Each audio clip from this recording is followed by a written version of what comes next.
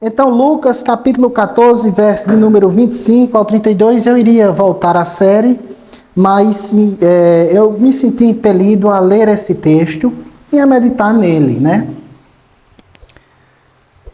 Lucas 14, a partir do verso 25, a palavra de Deus diz assim: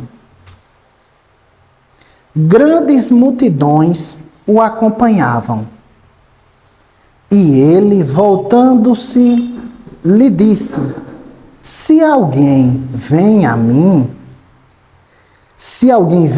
esse vir, irmãos, é a mesma coisa que crer. É como está em João 6 também, que diz: aquele que comer da minha carne e beber do meu sangue. Isso significa crer em Jesus. Então, segue o texto dizendo: se alguém vem a mim e não aborrece, mais na frente a gente vai explicar essa palavra aborrece, a seu pai e mãe e mulher e filhos, e irmãos e irmãs, e ainda a sua própria vida, não pode ser meu discípulo. E qualquer que não tomar a sua cruz e vier após mim, não pode ser meu discípulo. Palavras do mestre. Pois qual de vós, pretendendo construir uma torre, não se assenta primeiro para calcular a despesa e verificar se tem os meios para concluir? Para que não suceder que, não tendo lançado os alicerces e não podendo acabar, todos os que virem zombem dele, dizendo: este homem começou a construir e não pôde acabar. Outra parábola. O qual é o rei que, indo para combater outro rei, não se assenta primeiro para calcular se com 10.000 homens poderá enfrentar o que vem contra ele com 20.000. Caso contrário, estando outro ainda longe, envia-lhes uma embaixada pedindo condições de paz.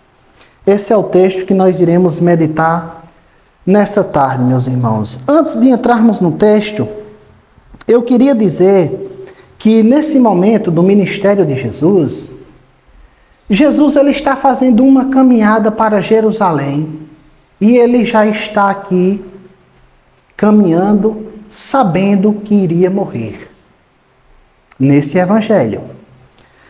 Então, no contexto, irmãos, desse texto, Jesus já tinha realizado diversos milagres, diversas curas, diversos sinais.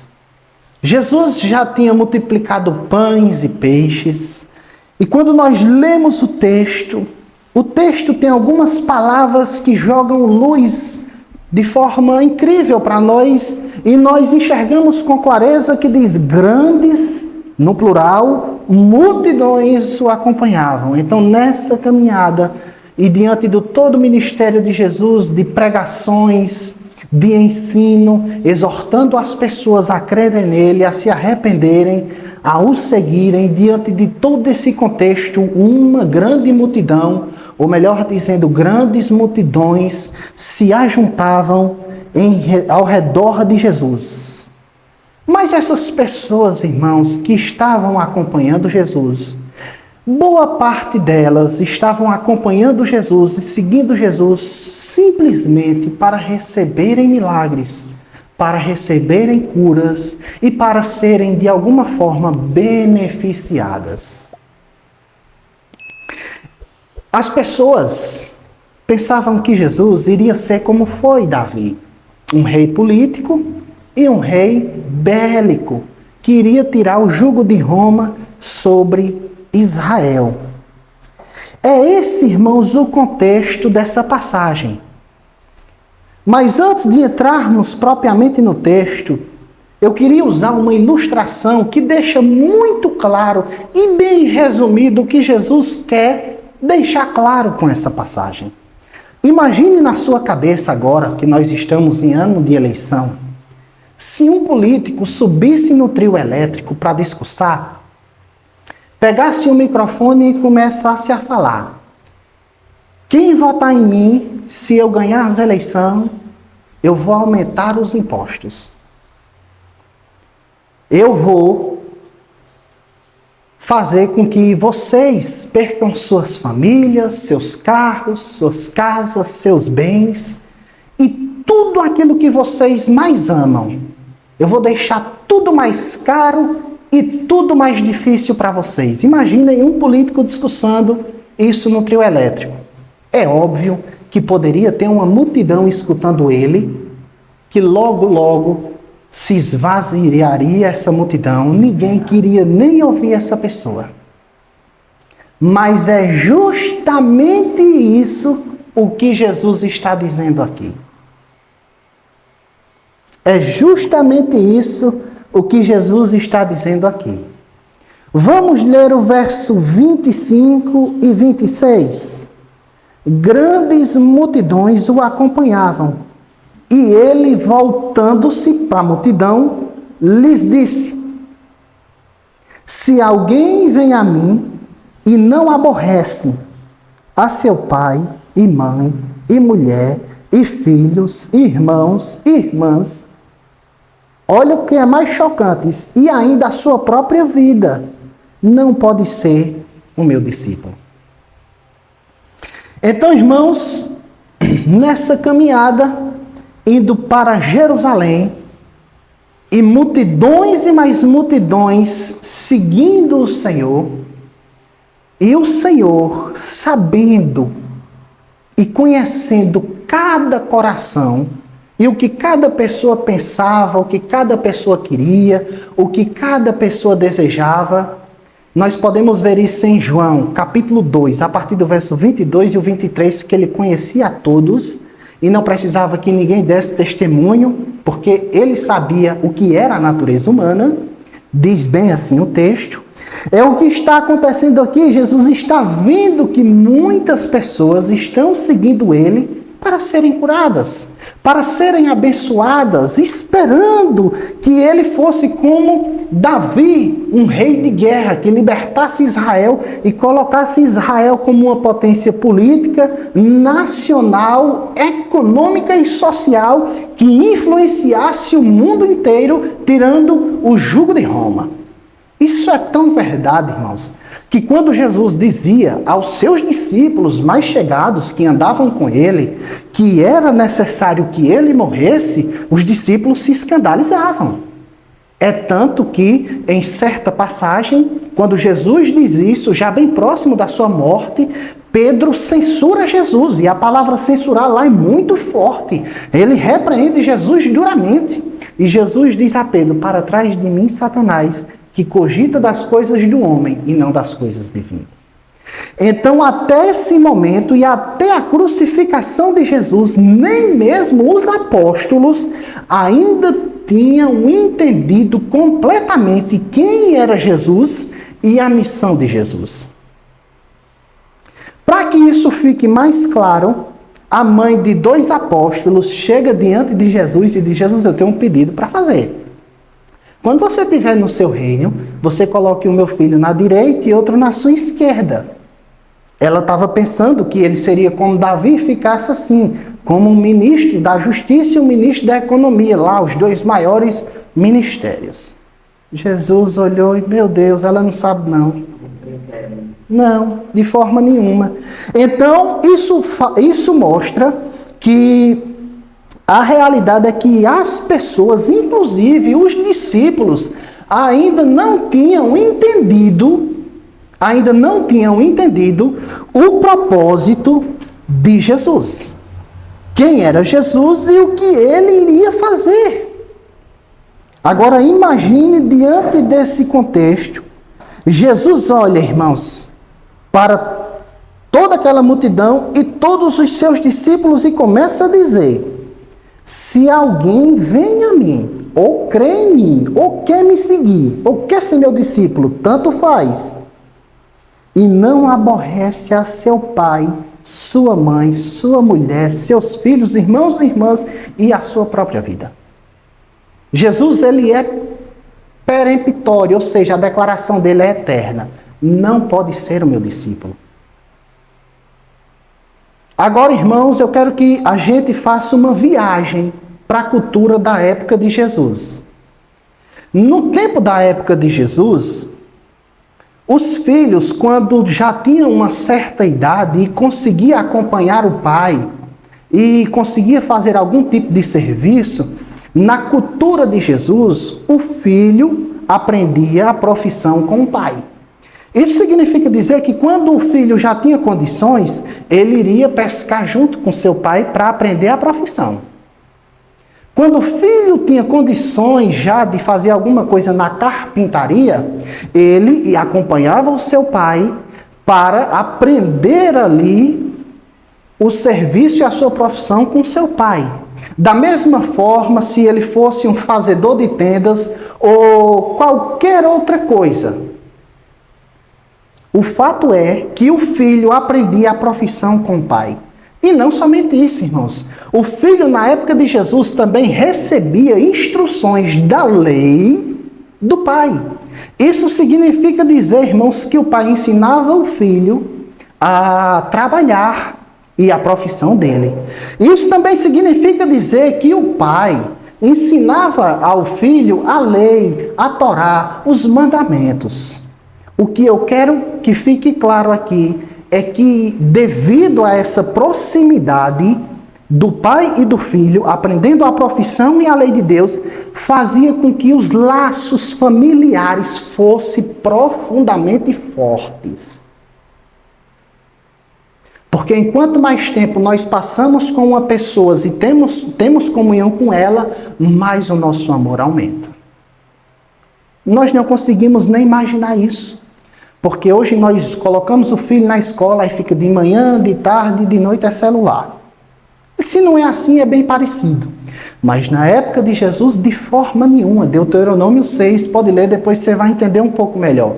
O fato é que a ligação de pai e filho era extremamente forte.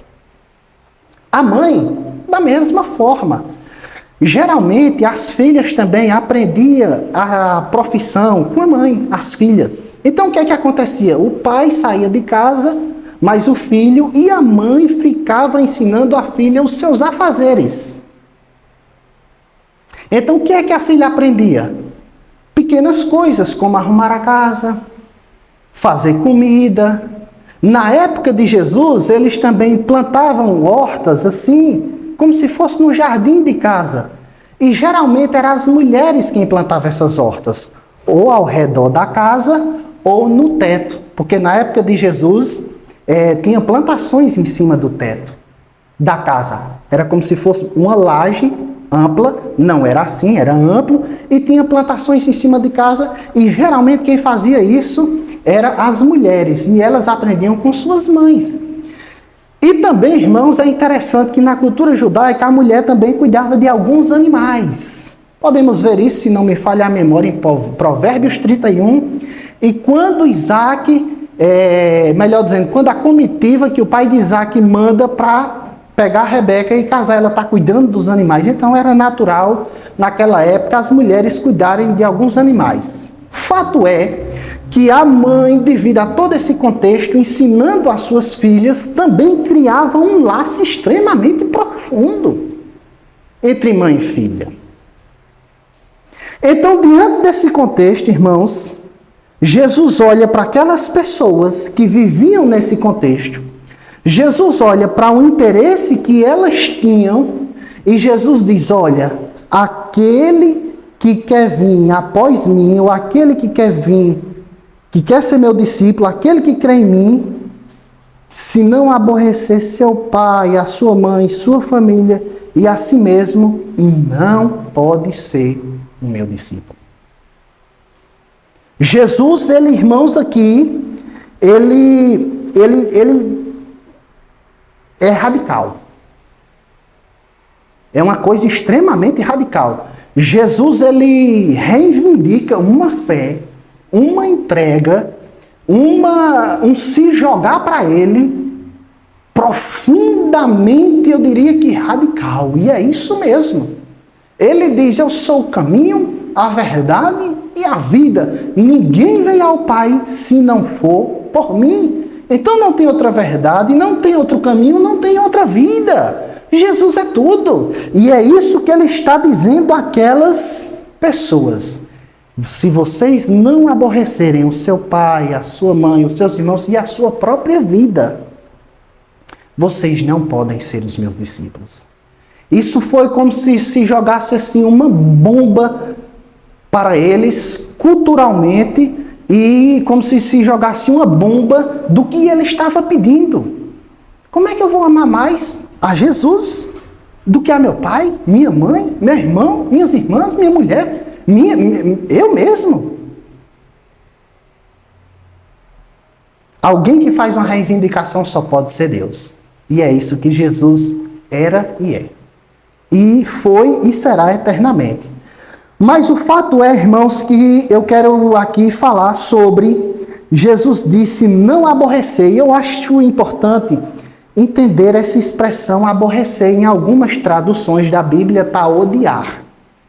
Essa expressão, irmãos, é uma figura de linguagem que quer transmitir o seguinte: aborrecer significa amar menos na cultura judaica. Amar menos. Por exemplo, quando nós lemos Gênesis, aliás, melhor dizendo, quando nós vamos para os 10 mandamentos, Êxodo capítulo 20, Deus deu a lei ao seu povo por intermédio de Moisés, e Deus fala no 6º mandamento que nós devemos amar, honrar pai e mãe. Então, de forma nenhuma, Jesus está quebrando os mandamentos de Deus ou mandando quebrar. Isso é simplesmente inconcebível. Devemos partir dessa premissa. Jesus não está mandando ninguém quebrar mandamento. Se o próprio Cristo mandou com que nós amássemos nossos inimigos, quanto mais os nossos pais. Mas o que significa essa expressão? Gênesis, capítulo de número 29 e 30, nos joga uma luz. Porque a Bíblia diz que Jacó amava mais a Raquel e aborrecia Lia. Ou desprezava Lia. Isso não significa dizer que Jacó não amava Lia. Mas era que o amor de Jacó era tão grande por Raquel, que devido a esse amor ser tão grande por Raquel, parecia que ele odiava Lia. Mas ele não odiava Lia. Ele apenas amava mais a Raquel do que a Lia. É tanto que Lia dá os primeiros filhos a Jacó e tudo mais. Isso não significa dizer que ele não chegasse nem perto de Lia. Não.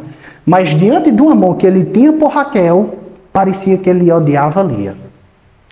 Nós também podemos ver isso em Romanos 9:13, onde a Bíblia diz que Deus amou Jacó e aborreceu ou odiou Esaú. O amor que Deus tinha por Jacó, perto do amor que Deus tinha por Esaú, parecia que era ódio, mas não era. É porque Deus amava muito a Jacó. Então, o fato é que a palavra aborrecer significa amar menos. Somente isso. Simplesmente isso. Então, Jesus está dizendo às pessoas que querem seguirem Ele ou que creem nele, Ele está dizendo, olha, se vocês vêm até mim e não amam menos a seu pai, se você não ama menos a sua mãe, os seus irmãos e a sua própria vida, vocês não são dignos de mim. Então o que ele está dizendo é, vocês têm que me amarem acima de tudo. Acima de tudo, vocês têm que me amarem. E é isso que Jesus está requerendo de todos, irmãos, aqui. De todos que querem, evidentemente, segui-lo. E aqui nós já partimos para entendermos alguma coisa, irmãos. Algumas coisas. A primeira é, Jesus sabia, irmãos, que chegaria um tempo que aqueles que quisessem seguir a Ele seriam perseguidos pela sua própria família. Isso está em Mateus, capítulo de número 10 ou 12, se não me falha a memória, que diz que Jesus veio trazer a espada. E iriam ficar divididos a casa. 2 iriam ficar contra 3, 3 contra 2 e daí por diante.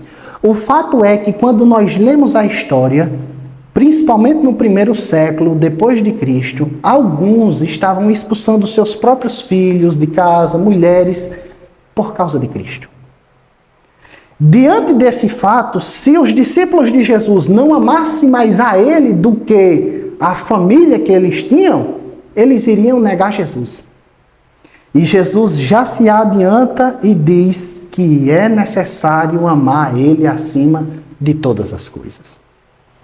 Da mesma forma, irmãos, que Jesus sabia que também o governo perseguiria os seus discípulos, como acontece em Atos dos Apóstolos. E Jesus disse, olha, se vocês não me amarem mais do que vocês se amam a própria vida, vocês não são os meus discípulos. Porque Jesus sabia, irmãos, que na hora da perseguição, aquele que tentasse preservar a sua vida, terminaria negando Jesus. Sendo assim, a pessoa amava mais a si mesmo e a sua própria vida do que Jesus.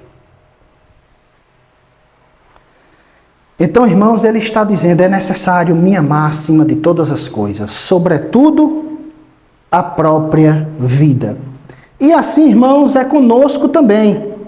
Apesar de nós não vivermos num país que mata cristãos ainda, glória a Deus por isso, que permaneça assim, e que não persegue cristãos como perseguia o Império Romano e alguns judeus no primeiro século, mas mesmo assim, essa ordem, esse imperativo e esse mandamento continua de pé. É necessário que nós venhamos amar a Cristo, crer nele, se entregar a ele acima de todas as coisas. Isso é claro, isso é claro. E infelizmente, irmãos, algumas pessoas abandonam Jesus por qualquer tipo de coisa. Por causa da mulher, do filho, do pai, da mãe. Na mentalidade do primeiro século, isso é uma coisa inimaginável. Né? Mas, infelizmente, hoje, tudo é motivo, quase tudo é motivo para abandonar Jesus, para abandonar a fé, para abandonar o Cristo, o nosso Deus, o nosso único Deus. Mas o fato é, irmãos, que quem quiser seguir Ele, deve entender e saber que é necessário um amor a Ele acima de todas as coisas. E aqui eu quero dizer outra coisa, irmãos, que aqui tinha pessoas que faziam um certo tempo que estavam seguindo Jesus. Mas também aqui tinha pessoas que estavam chegando ali na hora. Então, aqui Jesus quer deixar claro, irmãos. No contexto, Jesus faz uma chamada para as pessoas seguirem Ele. Mas aqui Jesus está batendo a real. Olha, quem quiser me seguir...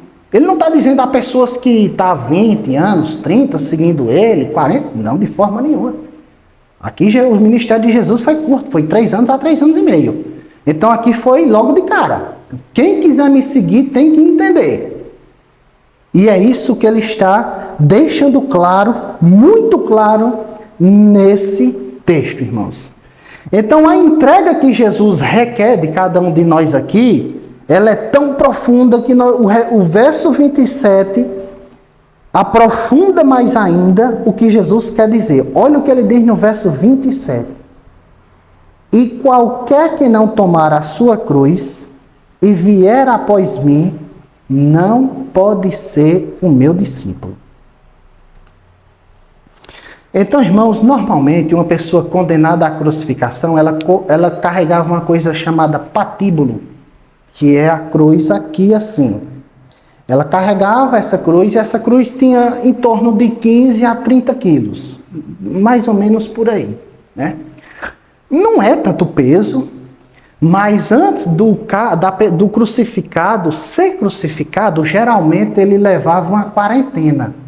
Ou seja, uma surra com um chicote extremamente violento, com um osso na ponta e um pedaço de ferro, para que quando batesse, tirasse a tira de couro.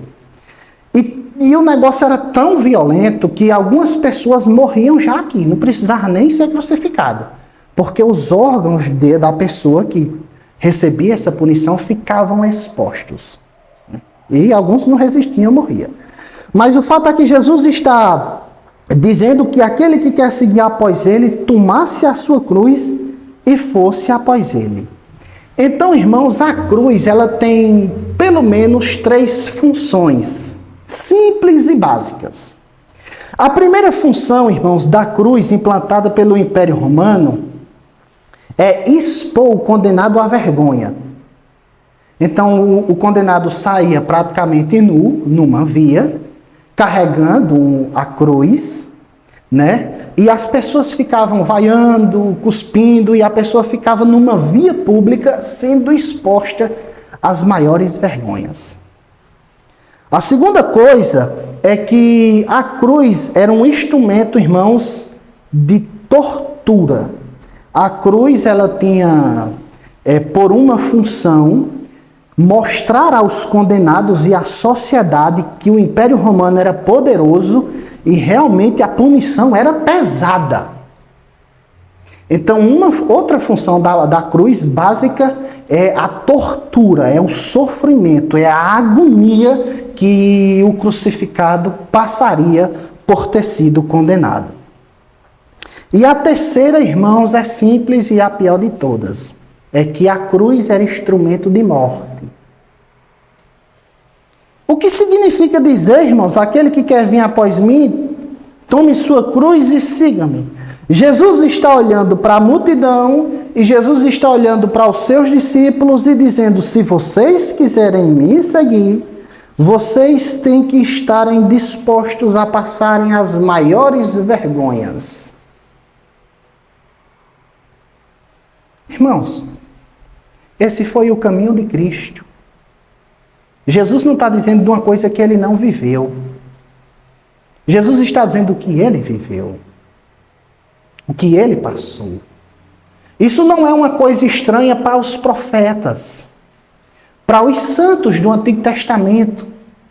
Como dizem que Isaías foi cerrado ao meio, as tradições, provavelmente. Daniel foi parar numa cova de leões, embora não tenha sido comido. Os amigos de Daniel foram parar numa fornalha 7 vezes mais aquecida, tanto que quem foram jogar eles foram queimados, de tão quente que estava. O fato é que perseguição, sofrimento, dor e angústia acompanhou o povo de Deus em toda a história. Por que é que aqui agora seria diferente? Quando eu falo sobre isso, irmãos, o povo de Deus sofreu agonias assim de todas as maneiras. Eu fico imaginando, quando Deus pediu para que Abraão sacrificasse o seu filho, filho da promessa. Eu imagino na caminhada que gerou em torno de 3 dias, né? Abraão teve com o seu filho Isaque. Eu fico imaginando a mente de Abraão, sabendo que iria pegar um cutelo e iria sacrificar o seu próprio filho. Eu fico imaginando a agonia dele no caminhar, sabendo daquilo. Então, o fato é que Jesus está olhando para os seus discípulos e está dizendo: vocês estão dispostos a passarem vergonha? Vocês estão dispostos a sofrerem as maiores torturas e sofrimentos por causa do meu nome, por causa de mim? Então, irmãos, é muito simples. No primeiro século, os cristãos eram usados de vela para iluminar as ruas de Roma. Eram queimados. Os cristãos no primeiro século tinham suas cabeças furadas e jogada ferro derretido em suas cabeças. Eram decapitados, jogados a leões. Então Jesus já está dizendo: vocês querem me seguir, tome a sua cruz e me siga. Então, vocês têm que estar sabendo que me seguir não é milagres, não é curas, não só é bênçãos, embora isso possa acontecer. E nós oramos por isso, e Ele nos ordenou que nós orássemos. Mas me seguir vai muito além de tudo isso. E por fim, se vocês quiserem me seguir, estejam dispostos a morrerem. Então, irmãos, a cruz significa humilhação, significa sofrimento e tortura e, por fim, morte. Morte.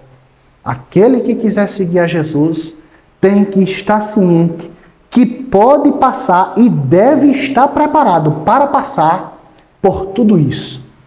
Esse é o Evangelho da graça. Então Jesus, ele diz, irmãos, o que vier após mim, negue-se a si mesmo, tome sua cruz e me siga. Como nós podemos, irmãos, diante de um contexto desse, seguir a Jesus diante de demandas tão altas?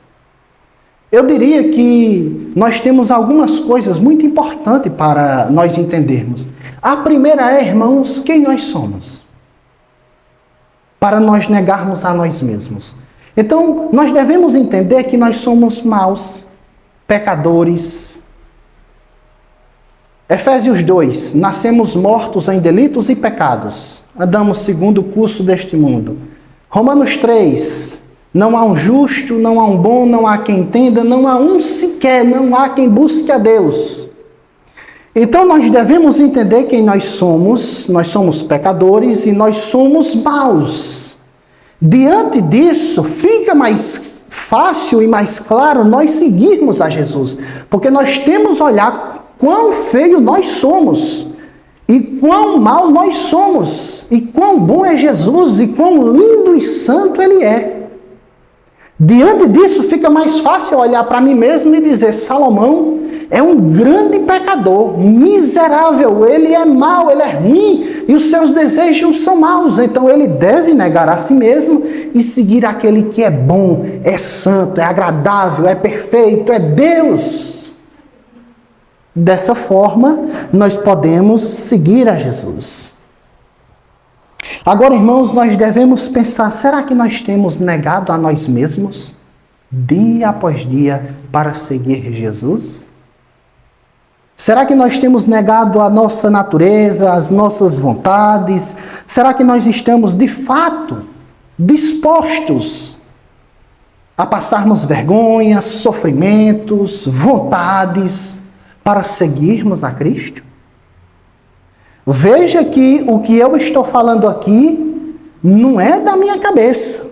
Não foi nenhum pastor que me mandou dizer ou que a igreja me disse, não. Eu estou falando o que Jesus falou.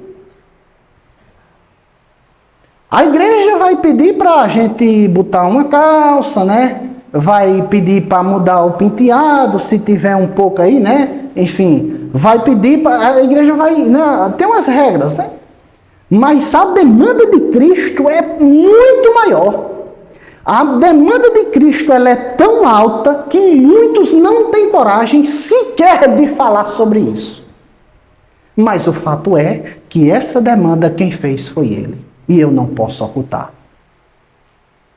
É um fato, é uma verdade. E nós devemos estar dispostos a isso. Então, irmãos, muitos dizem, eu tenho que carregar a minha cruz, eu tenho que carregar meu filho rebelde, minha esposa fria, meu marido frio, meu esposo que não quer saber de mim, ou minha esposa, minha doença, e eu tenho que carregar... Não, o texto não fala absolutamente nada disso. Isso não é carregar a cruz. Porque no imaginário popular das pessoas, em algumas ocasiões, acontecem que elas pensam que carregar a cruz é carregar esses sofrimentos. Mas a cruz que Jesus está dizendo aqui, nada tem que ver com isso. Tem a ver com o Evangelho, tem a ver com Ele e as demandas que Ele faz aos seus seguidores. E para, irmãos, nós encerrarmos aqui, nós vamos meditar simplesmente na primeira parábola que Ele falou, seguindo esse discurso. Olha o que Ele vai dizer. Pois qual de vós, pretendendo construir uma torre, não se assenta primeiro para calcular a despesa e verificar se tem meios para concluir, para não suceder que, tendo lançado os alicerces, não podendo acabar, todos os que virem zombe dele, dizendo, este homem começou a construir e não pôde acabar. Não vai dar tempo nós meditarmos nas duas parábolas, mas dá tempo nós meditarmos aqui de forma bem resumida nessa parábola. Então Jesus aqui, irmãos, fala uma parábola, e a dica que eu dou é a seguinte: Quando se trata de parábola, irmãos, de metáfora ou de coisas dessa natureza, nós devemos pegar o ponto principal. Porque a figura, a metáfora, a parábola, a comparação, ela quer apenas deixar um recado, um aviso. Por exemplo, quando nós lemos o Apocalipse, que haverá ruas de ouro e tudo mais, não é que o céu será uma grande construção e vai estar cheia de ruas de ouro. Não. É porque o autor bíblico pega o melhor que tem nessa terra para mostrar como será no céu. Ou seja, uma coisa muito maior. Muito melhor. Então, irmãos, Jesus está dizendo aqui, para uma cultura que valorizava a honra, os judeus naquela época valorizavam muito a honra, tinha muito essa questão de honra, de manter de pé o que falou, de terminar o que começou e tudo mais. Jesus pega a figura de uma pessoa que vai construir. Então, as pessoas construíam a torre, como está aqui. E qual de vós pretendendo construir uma torre? A torre ela servia para colocar numa vinha, para vigiar ladrões. A torre servia para vigiar exército que pudessem entrar. A torre também servia para guardar madeira, guardar os materiais para limpar mato e esse tipo de coisa. A torre era muito usada naquela cultura para vigiar se vinham animais atacar ali as ovelhas e daí por diante. Então Jesus está dizendo, quem vai construir uma torre primeiro não calcula se tem o dinheiro para terminar. Porque se começar a obra e não terminar, as pessoas que estiverem ao redor vão zombar dele. Começou, mas não planejou e nem tinha condições de terminar. E as pessoas começariam a zombar. O que Jesus está dizendo aqui com essa parábola é, vocês calculem se vocês têm condições ou não de me seguir. Calculem.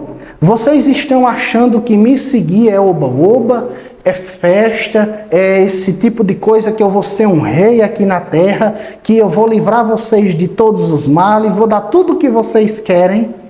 Não. Então, antes de me seguirem, calculem se vocês têm condições de me seguirem. Então, irmãos, diante desse texto, nós podemos olhar para o que Jesus disse, ter como alerta que nós devemos calcular muito bem se nós temos condições. E eu vou dizer sem nenhum medo de errar, nós não temos nenhuma condição. Nós precisamos de Deus, do começo ao fim. É por isso, irmãos, que nós precisamos se entregar a Jesus, entendendo o que é o Evangelho, mas também confiando unicamente nele e somente nele, para que nós possamos chegar até o fim, amando mais a ele, crendo nele e vivendo essa vida para ele. Porque a única coisa que importa é o Filho de Deus e a nossa comunhão com ele. Que nós venhamos a entender a demanda que é altíssima e que venhamos calcular se de fato nós temos ou não condições de seguir em frente. Porque a demanda é muito alta. Que Deus abençoe a todos em Cristo Jesus. Vamos orar, irmãos, para nós encerrarmos e em outra ocasião nós meditaremos na outra parábola, que ele fala logo em seguida.